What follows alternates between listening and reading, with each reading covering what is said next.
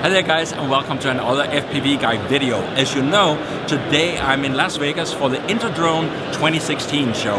And we have seen a lot of interesting things here. Mostly I've been looking at new drones, but any one of you guys been following me are also aware that to actually fly these things legally these days, if it's anything bigger than this size, you're gonna need a driver's license or a ticket, and it's called Part 107. What's coming up around here, there is a of guys that wants to teach you how to become a 107 pilot.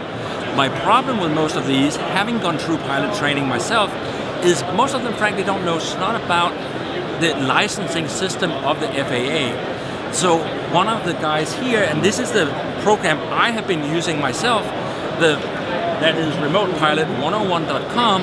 I have been going through this, and what I like about it is it's structured like a real ground school. Well, and that's where we came from, Bo. I mean, we've been doing manned aircraft for 10 years.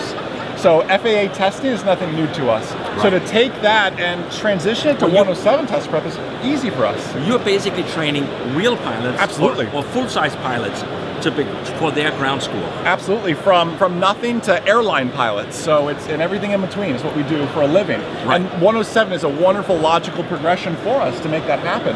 So our course is all video based because, like yourself, you're a visual learner. I need to see something. Oh. So METARs, TAFs, and I'm saying these words, what's a METAR, what's a TAF? It further says they need that course, right? The French word for drizzle. Exactly. How did they come up with using one French word in an American map? Exactly. Well, METAR in itself is a French. It's routine surface observation, and somehow METAR is that acronym. It's very strange, but we take you through the METARs, the TAFs, the airspace, the VFR sectional charts, because I believe, and you've been through our course, a lot of these guys are going to be surprised. There's not as much drone flying on there as they think. There's not a lot of operational type questions. There's a lot of airspace questions. Well, there's two things you're talking about here. You're talking about aircraft safety. Yes. Don't kill people with your drone. Yes. But then the other thing you're talking about is where can I fly? Mm-hmm. And one of the things that's hard to understand for most people coming into this is a B-class airspace. Yes. It's like an ice cone. Yes, we call it the upside-down wedding cake because it's tiered like that, right? You kind of picture it that way. But people don't realize that. How can I operate under that airspace? Or how do I submit a waiver to operate in there? How long is that it's good if you read what the lower limit on that airspace is. You can't expect your drone to tell you can't fly here. A lot of them do, but there's going to be issues. There's going to be something called a TFR, a temporary flight restriction, that just pops up. Especially with the presidential election and everything else happening, these things just kind of pop up and happen. Well, and in California where I live, it's like every other day there's a new big red thing on the map because there's a fire. Yes, absolutely. And here's the interesting thing, and that actually, let's segue into the keynote yesterday. Yes. Which, I gotta tell you, I was very happy to see that. Yes. Going back, I've been flying since 2008, first it was the Wild West, we had a good time. Yes. Then FAA came out and basically was gonna shut us down.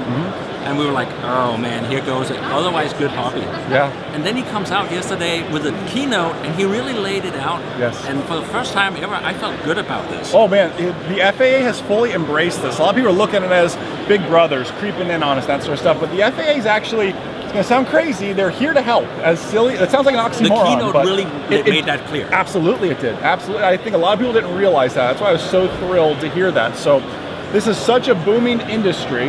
They just want it done right. If you follow and play by their rules, you're going to be fine. The 107 so set up for let's explain the 107 real quickly, because if you're familiar with traditional private pilot licenses, or also known as a ticket, you get your basic one. Basically means you can fly an aircraft with one motor, two doors, and a stick. Right.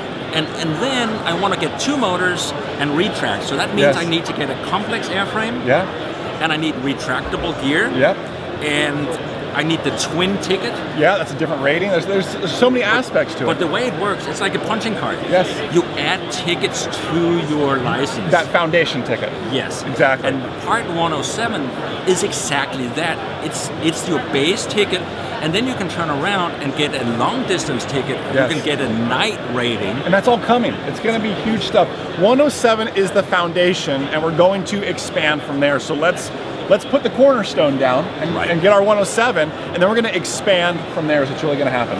And this is like a $5,000 course you're offering. No, our course, well, maybe the value is $5,000. Our course is $99 for life, because what the FAA has said too, We have a mantra in the manned aircraft that a good pilot is always learning. Yes. The FAA has adopted that same way. Every 2 years, they want you to re-up with this. So that's why our course is $99 for life. That way, in 2 years, you're not spending more money with us. You're just going, hey, let me go watch some of those Jason guy videos again, and we go through it again. And there's going to be some fresh brush-up videos in 2 years? Just in the past 2 weeks, with how much things have changed, all the feedback we've gotten, we've made those adjustments. So you guys can all check it out. It's RemotePilot101.com. It's visual, it's video-based. We have a quiz database that's very similar to what you're going to see on the actual FAA test. Again, it's $99 for life. So I'm feeling pretty confident. Yes. I think I can do this, and I aced one of the tests on my Awesome. iPad. Congrats. But what do I do next? So next step is you need a schedule with a testing provider, whether it be CATS, whoever you use to take that FAA test. And it's like back in your days when you took the SATs or ACTs, it's proctored, meaning there's a person on a camera that watches you, so there's no cheating. You can't take a scientific calculator in. There's only a 4-function calculator, no iPhones, no sunglasses, only reading glasses or magnifying glasses. Which So no FPV goggles? Yeah, no FPV goggles. You can't record it, anything like that. They're picky, but that test is $150. It's proctored, and the FAA puts it on. And who are you working with for that? Where are you going to send me? We'll go to CATS is who we go to. Happens to be our neighbor here at InterDrone. They're wonderful people to deal with. CATS? CATS, yes. Excellent. Yes. So that's going to be my next step then. Absolutely. Brilliant. Jason, thank you so much for your time. Well, thank you so much, our friend. I'll be looking forward to seeing more of the videos. Yes. And you know I have a feature request. Yes, let me hear it. But I went through ground school and actually aced it at 99%. Awesome. Which, according to my CFI, means I overdid my studying. That's good, though. But what I liked was when I did the ground school, it was like 3 full days. Yes. And came in, did 4 hours at a time, go have lunch, take a break, come back. Yes. I would like to see you have a structured, say, 2-hour bulk option. Yeah. Well, and make it, do the classroom version. You Sure. can sit down at home with your coffee Sure. and ace it. It's self-paced, so they could do it that way. I mean, it's structured in that time frame if they want to go through it. We've had people do binge weekends and get it done. But also, you know, there's the 9 to 5 guy who can only watch 2 or 3 videos a night. Absolutely. So we kind of cater to both those audiences perfectly. Awesomeness. So there you have it, guys. Whatever you do next, you do need to get your Part 107 and RemotePilot101.com.